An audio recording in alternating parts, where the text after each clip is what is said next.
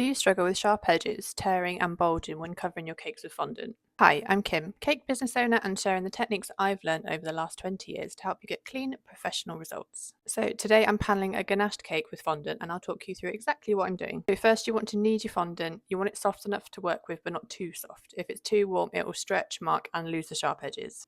I use the brand The Sugar Paste because it firms up nicely and I can get it soft enough to mould if I need to. I'm taking a smaller ball first of all and then rolling it out just wide enough to cover the top.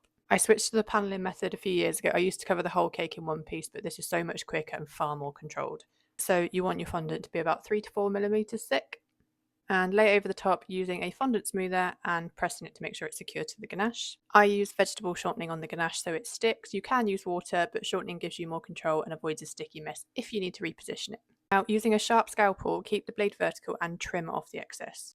Moving on to the sides. I roll the fondant into a long sausage first of all, and then using an acrylic rolling pin, I roll it into a long strip. So you want it taller than the cake and measure the circumference, but after a while you learn to eyeball it. I always roll more than I think I need. Nothing worse than rolling out and not having enough. If you see any air bubbles, I use an acupuncture needle to release them. It leaves almost no mark. And I use a quilting ruler to measure the height and cut a clean straight line. I always cut the height about 1.5 to 2 inches taller than the cake, then I've got something to trim neatly. Then wrap it around the cake so that it overlaps at the back, and using your scalpel cut through both layers at the same time. Remove the excess, and then when you smooth it together you get the perfect seam. Trim the excess at the top. If your blade is sharp enough and your fondant is the right consistency, it will cut cleanly through without dragging or tearing. Then smooth everything together. This is what gives you that lovely sharp clean edge. I always cover the board as well. It gives such more of a professional look and seamless finish. So you're rolling out a sausage, laying it out into like a U shape, then making sure it's the same thickness, and then using the scalpel just to cut the inner edge so it butts up nicely against the cake. When you place it onto the board, make sure the seams will meet round the back where the other seam of the back of the cake is.